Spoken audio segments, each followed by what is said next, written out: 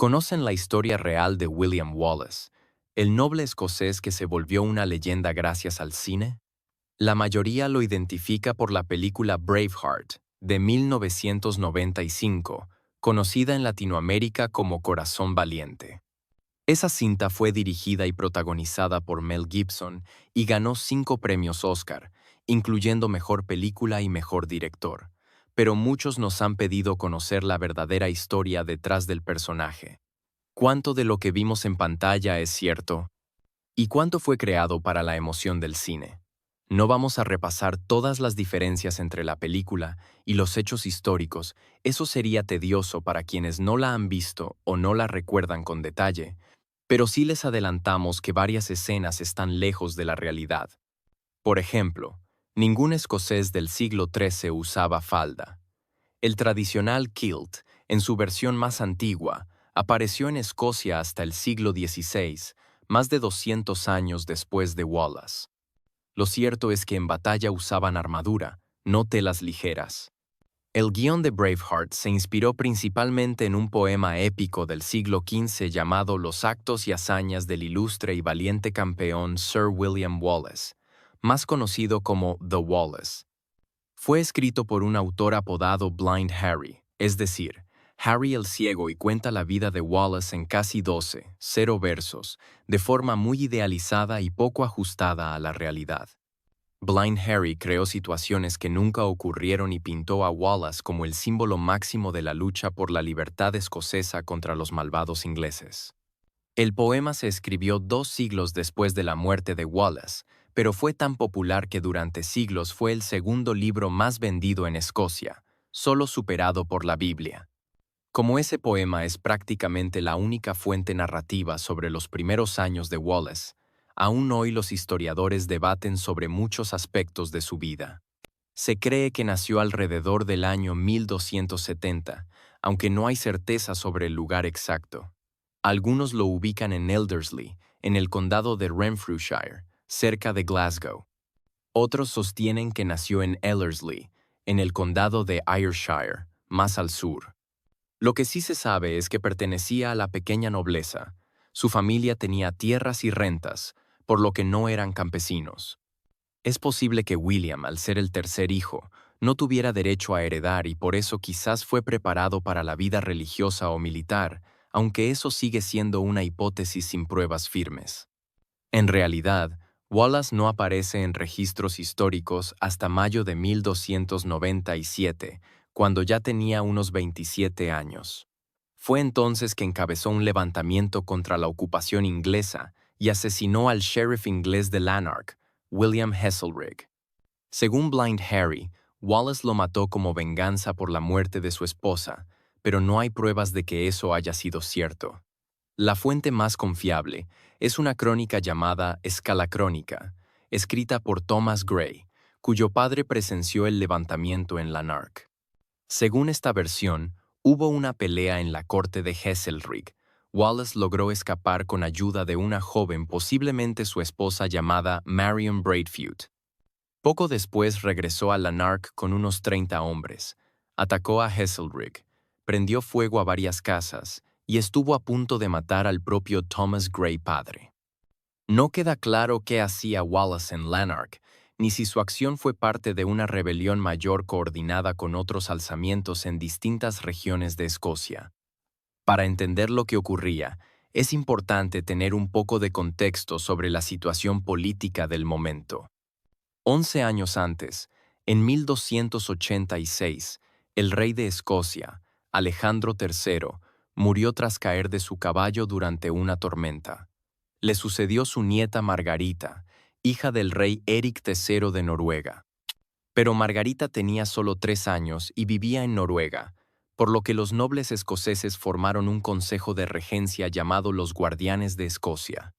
Eduardo I de Inglaterra apoyó que Margarita fuera reina, ya que planeaba casarla con su hijo, el príncipe Eduardo, unificando así Inglaterra y Escocia bajo una misma corona. Sin embargo, en 1290, cuando Margarita tenía 7 años y viajaba rumbo a Escocia, enfermó y murió antes de llegar. El trono quedó vacío, y 13 nobles escoceses reclamaron el derecho a ocuparlo.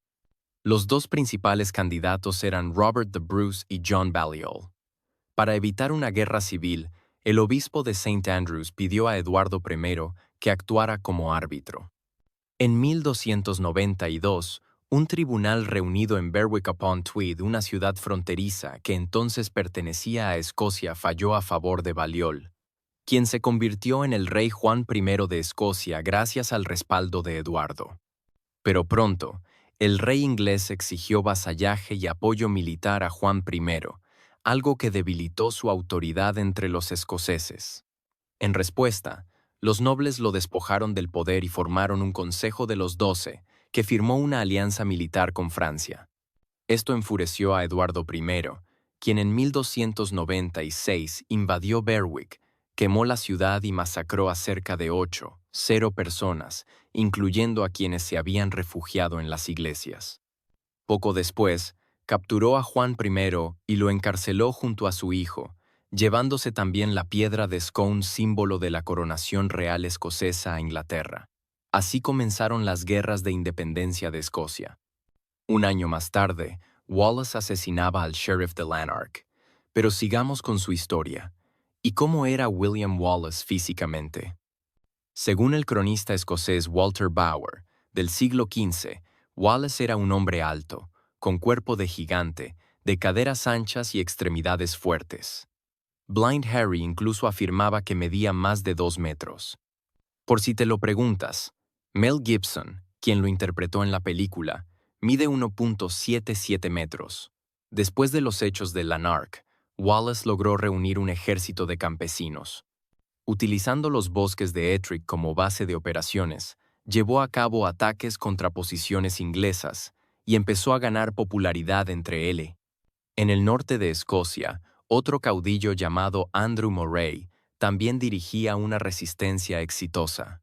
Ambos unieron fuerzas antes de la famosa batalla del puente de Stirling. Aunque Moray no aparece en la película Braveheart, fue tan importante como Wallace, e incluso algunos historiadores creen que su capacidad como estratega era superior. A finales del verano de 1297, los ingleses habían perdido el control de casi todo el territorio escocés. Un informe enviado al rey Eduardo I por su tesorero de confianza, Hugh de Cressingham, lo resumía así: la mayor parte de vuestros condados en Escocia están sin gobierno, ya que muchos han sido asesinados, encarcelados o han huido. En su lugar, los escoceses han designado ministros y gobernadores. Ningún condado está bajo control. Unas semanas después, el 11 de septiembre de 1297, Wallace y Moray lograron una gran victoria en la batalla del puente de Stirling. Aunque los ingleses eran superiores en número, la estrategia escocesa fue determinante. El conde de Surrey lideraba a las fuerzas inglesas, unos 0 jinetes y 0 soldados de infantería. Su plan era cruzar el río Forth por un puente de madera cercano al castillo de Stirling. Al otro lado del río, los esperaban entre 0 y 0 escoceses, de los cuales solo 300 eran jinetes. El puente era tan angosto que solo permitía pasar a los soldados de 2 en 2.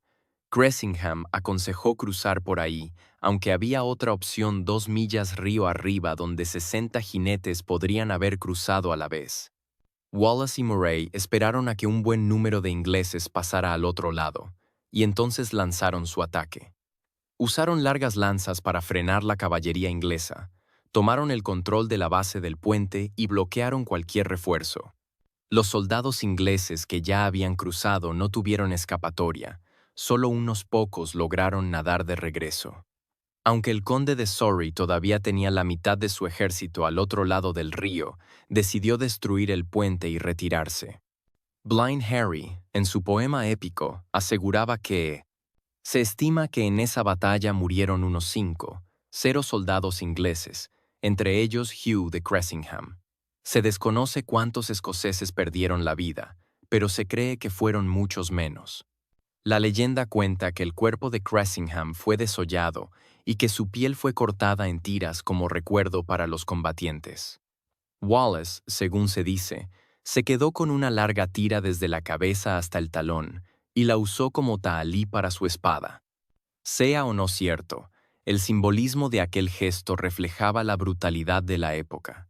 Después de esa gran victoria, Wallace y Moray fueron nombrados guardianes del Reino de Escocia. Pero Moray murió poco después debido a las heridas sufridas en combate. Ya solo, Wallace dirigió una ofensiva en el norte de Inglaterra, cruzando la frontera y saqueando varias poblaciones. Pero su momento de gloria no duraría mucho. En 1298, el rey Eduardo I reunió un ejército de aproximadamente 0 hombres, y volvió a invadir Escocia. Su intención era clara: destruir a Wallace y terminar con la resistencia. Aunque recuperó algunos castillos y arrasó varias aldeas, no logró forzar una batalla directa, porque Wallace evitaba el enfrentamiento. Los escoceses aplicaron una estrategia conocida como tierra quemada. Destruían cultivos y despoblaban regiones enteras para dificultar el avance inglés. Eduardo, frustrado, planeaba regresar a Edimburgo en busca de suministros cuando recibió noticias de que los escoceses se encontraban acampados en Torwood, cerca de Falkirk. Así, el 22 de julio de 1298, Eduardo finalmente se enfrentó a Wallace en campo abierto. Se estima que los escoceses eran unos 0, distribuidos en 4 formaciones llamadas Skiltrons, cada una compuesta por unos 0 lanceros. Los Shiltrons eran círculos cerrados de soldados armados con largas lanzas que apuntaban hacia afuera, como erizos humanos. Eran muy útiles contra la caballería, pero poco móviles. Wallace organizó sus Shiltrons en 4 grupos, con arqueros en los espacios entre ellos y la caballería escocesa. La caballería inglesa se dividió en 4 flancos y cargó con fuerza, pero ahí comenzaron los problemas para Wallace. Su caballería estaba compuesta por nobles escoceses, muchos de los cuales no le eran del todo leales, ya que tenían familiares rehenes de los ingleses. Muchos abandonaron el campo de batalla sin luchar. Los arqueros escoceses resistieron por un tiempo, pero fueron arrasados por la caballería enemiga. Los Chiltrons resistieron los embates iniciales. Decenas de caballos murieron al chocar contra las lanzas y por un momento parecía que los escoceses podrían aguantar, pero entonces los arqueros, ballesteros y honderos ingleses comenzaron a disparar desde lejos. Los Shiltrons estaban inmovilizados y eran un blanco fácil. No podían avanzar ni retirarse, solo podían esperar. A medida que aumentaban las bajas entre los lanceros, las formaciones se debilitaban. Eventualmente, los ingleses lograron romper sus líneas y los rodearon. Wallace y muchos de sus hombres huyeron y se dispersaron. La derrota en Falkirk fue devastadora para los escoceses, pero especialmente para la reputación de Wallace. Muchos comenzaron a cuestionar su capacidad como líder militar. Algunos historiadores creen que, en realidad, el verdadero estratega era Andrew Moray, quien había sabido usar los Shiltrons de manera ofensiva en la batalla del puente de Stirling. En cambio, Wallace los utilizó de forma demasiado estática en Falkirk, lo cual resultó un error fatal frente a la superioridad de los arqueros ingleses. Tan solo 2 meses después de esa batalla, Wallace renunció oficialmente al título de guardián de Escocia. El liderazgo quedó en manos de Robert the Bruce, el futuro rey escocés, y de John Comyn, sobrino de John Balliol. A partir de ahí, Wallace desaparece en buena medida de los registros históricos. Se cree que viajó a Francia para buscar apoyo del rey Felipe IV en favor de la causa escocesa. Al parecer, incluso pudo haber llegado a Roma en un intento por obtener respaldo del Papa.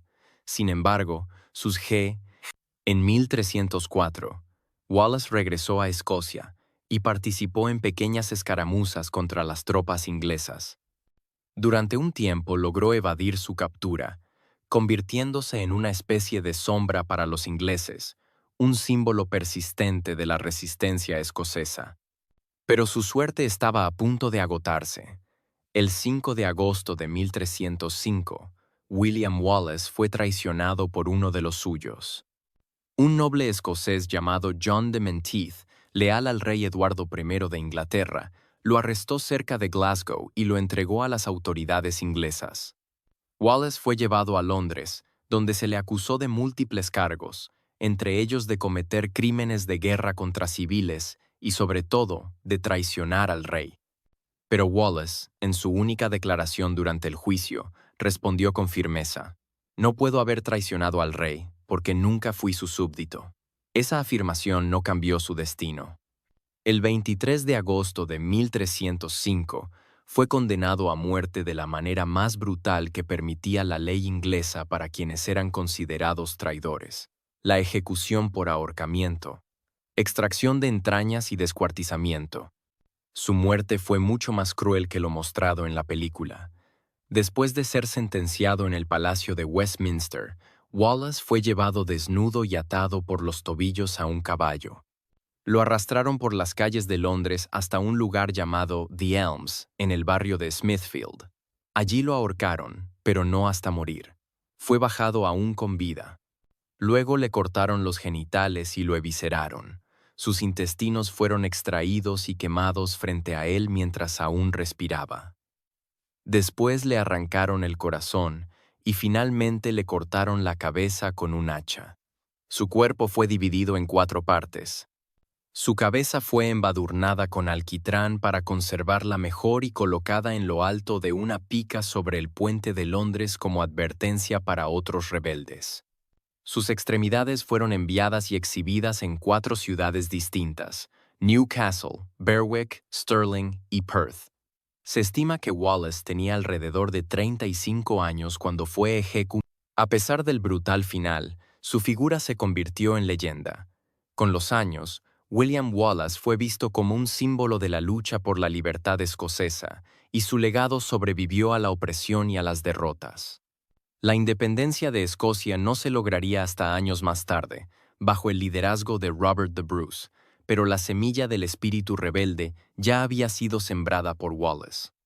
En 1869 se inauguró el Monumento Nacional a Wallace, muy cerca del sitio donde ocurrió la batalla del Puente de Stirling. Esta torre conmemorativa alberga varias piezas históricas, entre ellas la espada que se dice perteneció al propio Wallace. Se trata de una espada de guerra de 167 centímetros de largo. No es una Claymore. Como muchos piensan, ese tipo de espada es más corta y ligera, pero su tamaño y diseño reflejan la potencia y fuerza que se atribuía al héroe escocés. El mito siguió creciendo con el tiempo, pero también lo hicieron las distorsiones históricas. Por ejemplo, en la película Braveheart, se muestra que Wallace tiene un romance con la princesa Isabel de Francia. En la vida real, eso fue imposible.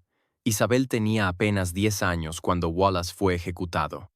Además, los irlandeses no lucharon junto a los escoceses en sus campañas contra Inglaterra, como se sugiere en la película.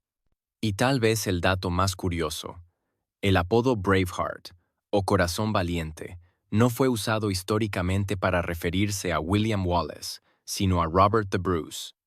Después de morir, Robert the Bruce pidió que, al fallecer, le extrajeran el corazón y lo llevaran en cruzada a Tierra Santa, como muestra de devoción. De ahí que empezaran a llamarlo Braveheart. Muchos escoceses se sintieron decepcionados con la forma en que la película retrató a Robert the Bruce, ya que lo mostraban como un personaje débil o traidor, cuando en realidad fue una figura clave en la independencia de Escocia. La figura de William Wallace ha sido transformada a lo largo de los siglos, moldeada por la poesía, la política, el nacionalismo y, más recientemente, hoy, es difícil separar completamente al hombre real del mito que se ha construido en torno a su nombre. ¿Fue Wallace un líder militar brillante o solo un símbolo conveniente? ¿Un guerrero excepcional o simplemente el primero en rebelarse? Estas preguntas siguen abiertas para los historiadores, que con frecuencia se enfrentan a la escasez de documentos confiables sobre su vida.